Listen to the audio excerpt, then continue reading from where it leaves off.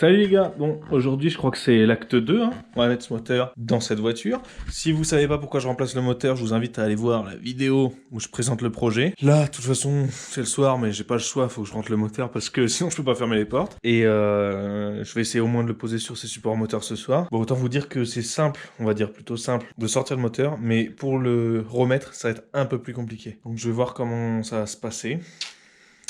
Je vous tiens au courant. Dans cette vidéo, je vais aussi remettre le moteur propre une fois qu'il sera en place, repeindre le cache-culbuteur, nettoyer le collecteur d'admission, puis nettoyer tous les plastiques qui retournent, histoire que la baie soit propre, quoi.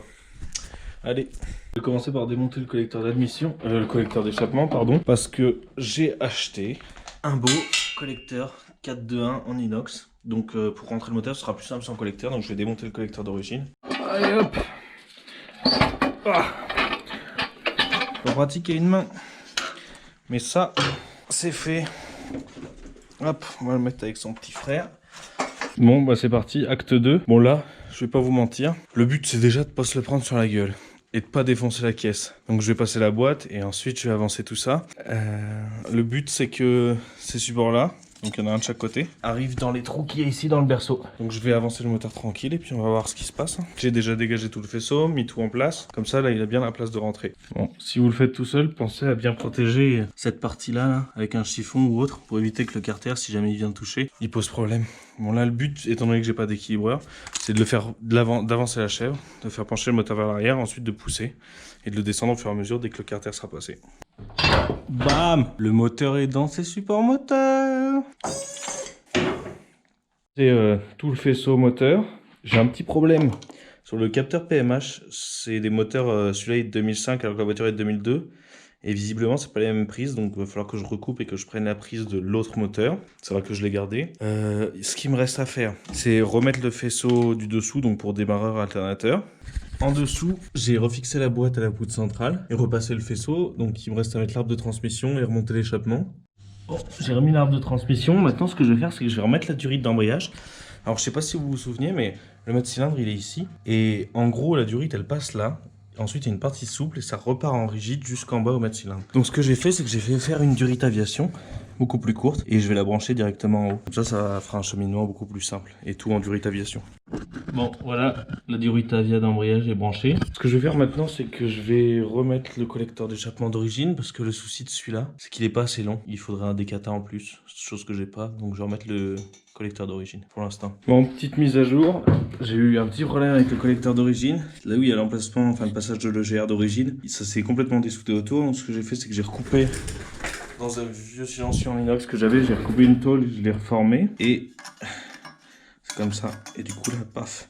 Donc ce que je vais faire, c'est que je vais souder ça au TIG. Et pour boucher le GR, j'ai repris le passage de GR d'origine, je l'ai réaplati et je vais le souder ici. Parce que c'est comme alliage, mais c'est clairement insoudable. Donc j'abandonne. Petite mise à jour parce que le collecteur en inox, il va pas. C'est un collecteur de 1,8 litre NB et pas NBFL. Il est trop court. Ce que j'ai fait, c'est que les goujons, là, il y en avait deux qui étaient morts. Donc c'est solution temporaire, hein, le temps de monter un collecteur en inox, mais on a repercé, soudé des écrous. Professeur du coin. Salut, aujourd'hui c'est Vincent, donc on va faire un petit... On va souder, bah voilà, un grand tas de rouille encore comme d'hab. On va souder un petit écrou sur le collecteur d'échappement.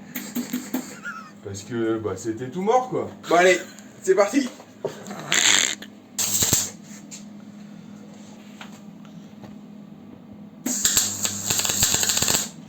Voilà.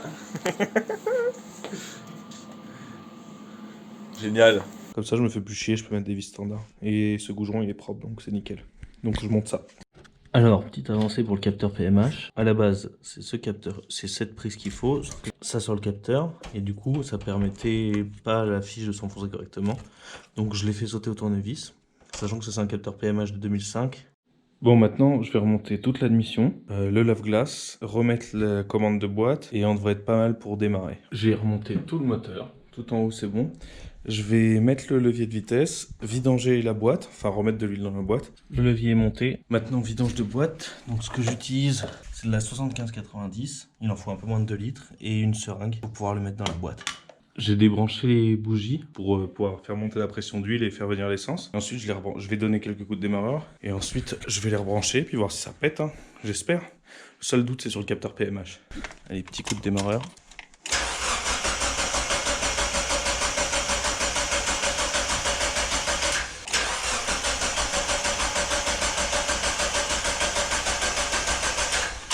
Allez, j'ai rebranché les bougies.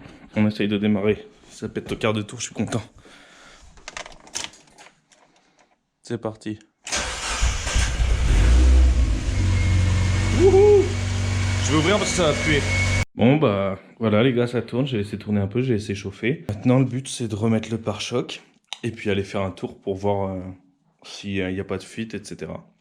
Donc dans les prochaines vidéos, je vais repeindre notamment le cache culbut et au passage nettoyer ça, le collecteur d'admission. C'est le seul truc qui fait tache dans un B-moteur. Et je vais changer la capote pour remplacer celle qui est craquée par une capote en tissu. Voilà, rendez-vous aux prochaines vidéos. Salut!